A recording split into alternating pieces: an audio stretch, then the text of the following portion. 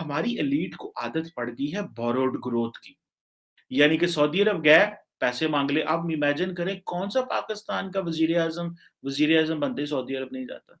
लेकिन अभी इंशाअल्लाह अगली हुकूमत में नहीं जाएगा, अभी मोहम्मद बिन सलमान बदल गया है। खान साहब का सारा जो ये मूवमेंट थी वो चली चंदे मांगने से थी। वो क्योंकि शौकत खानम हॉस्पिटल के लिए वो चंदे मांगते थे, और इस वक्त आपकी कैबिनेट में जो सारा सबसे ज्यादा लोग वही हैं जिनकी सिर्फ एक सलाहियत है कि वो चंदे मांगने में बहुत अच्छे थे। अब देखिए हमारा फॉर प्राइम मिनिस्टर आज भी जाता है उधर यूएन में, तो आईएमएफ की चीफ से मुलाकात ज़रूर करके आता है। क्योंकि ज़ाहिर गल है उत्थे पैसिਆਂ दी गल हुंदी है। अगर दुबई जाएँ, यूएई जाएँ, अबू धाबी जाएँ या उधर जाएँ, उधर से भी पैसे माँग के ले आते हैं। सो ये जो बोरोड ग्रोथ पे इन्होंने हमें चलाया है, वो बेसिकली इमरान खान को उन्होंने एक शट अप कॉल दी है कि भई आप ये चीज़ें ना करें।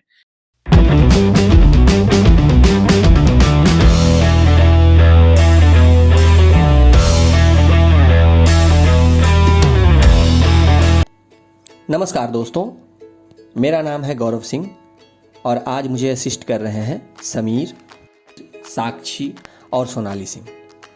दोस्तों, जैसा कि सर्वविदित है कि हमारा देश भारत 15 अगस्त 1947 को दो कौमी नज़रिए की तहत आज़ाद हुआ। आज़ादी के समय हमारे देश की जीडीपी सिर्फ 2.7 लाख करोड़ थी।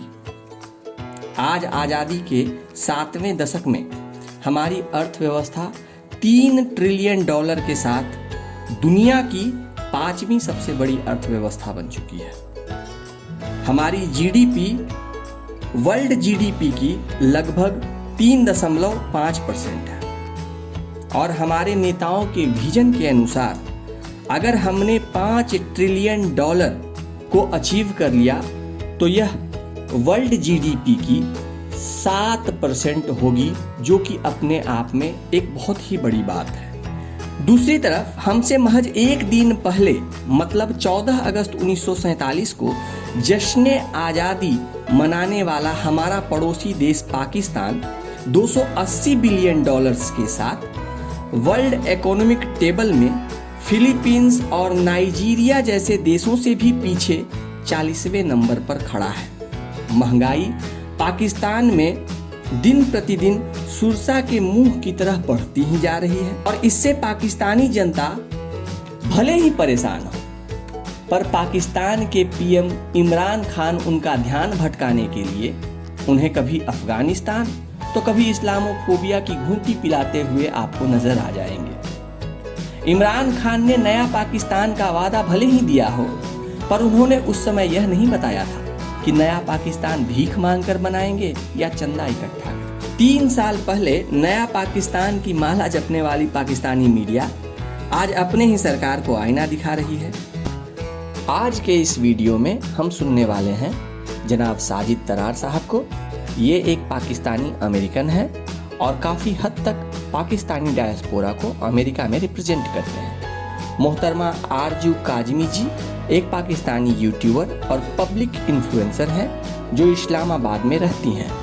जनाब Qamar Cheema Pakistani YouTuber, public influencer और पॉलिटिकल तथा डिफेंस सेक्टर के विशेषज्ञ के रूप में जाने जाते हैं। तीनों ही अपने बेबाक अंदाज के लिए पाकिस्तान एवं भारत दोनों में समान रूप से प्रसिद्ध है। तो आइए दोस्तों, इस मज़ेदार वीडियो को देखें, पर अगर आप इस चैनल पर नए हैं तो इसे सब्सक्राइब कीजिए और वीडियो को लाइक तथा शेयर करना बिल्कुल भी ना भूलें। जय हिंद।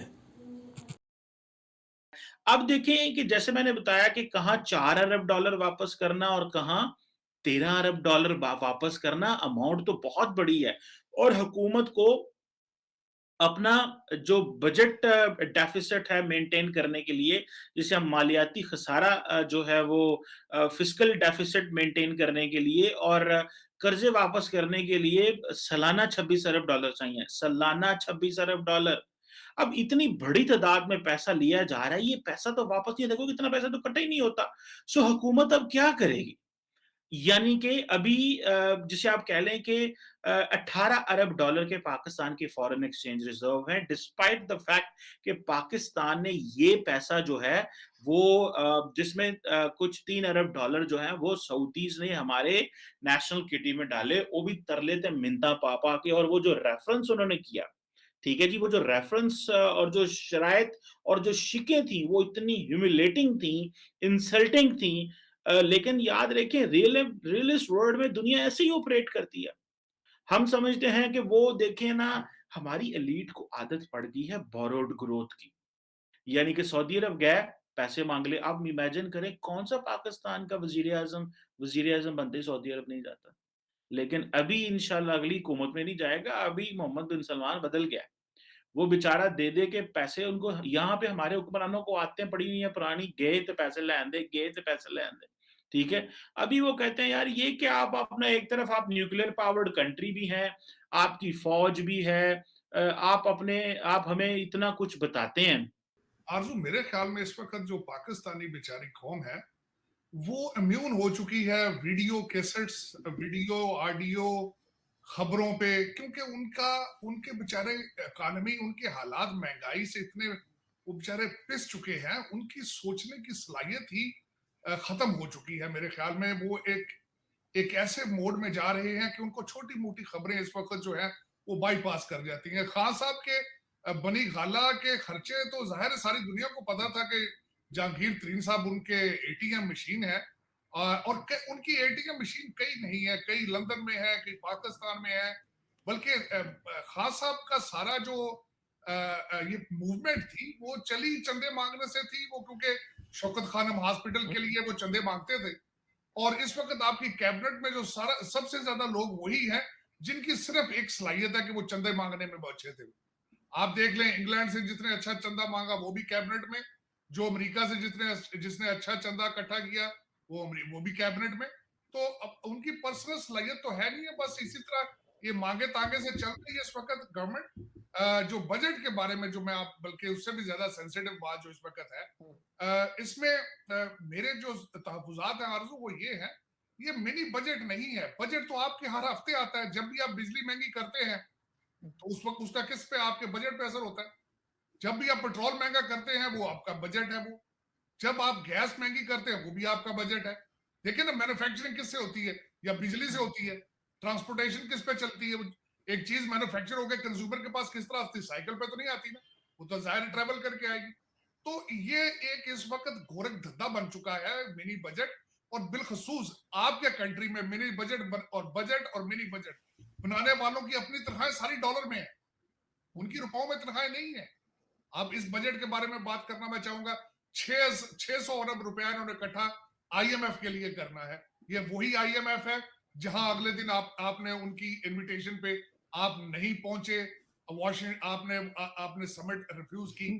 ये वही आईएमएफ है जहां इस वक्त गीता गोपीनाथ जो है वो डेप्यूटी मैनेजिंग डायरेक्टर बन चुकी है आईएमएफ की। ये वही आईएमएफ है, ये वॉशिंगटन डीसी में इसका ऑफिस। मैं आपको इतला ये देना चाहता हूं, आप जो इस वक्त कम्युनिज्म की तरफ ट्रेवल कर चुके हैं, आप जा चुके हैं चाइना के साथ, आप बिल्कुल खड़े हो चुके हैं, आपको मैं बताना चाहूंगा आपको विड्रॉ करना चाहिए आईएमएफ पैकेज अपना। उसकी वजह ये है कि you have sent the signal to the world कि आप you are not aligned with the western civilization, you are aligning with China. आप उनके साथ जाना चाहते हैं, आप उनके पास। मैं यहाँ पे आरजू क्योंकि मैंने अमेरिकन पाकिस्तानी, मुझे 2016 में एक अमेरिकन डिप्लोमेट ने एक बात कही थी। उसने कहा था अपने पाकिस्तानी दोस्तों को समझाने की कोशिश करो, अमेरिका जब भी देता है एड देता है, ग्रांट देता है, चाइना जब भी देता है कर्जा देता है, और ऐसी टर्म्स पे देता है जो आप अपनी आवाम को नहीं बता सकते।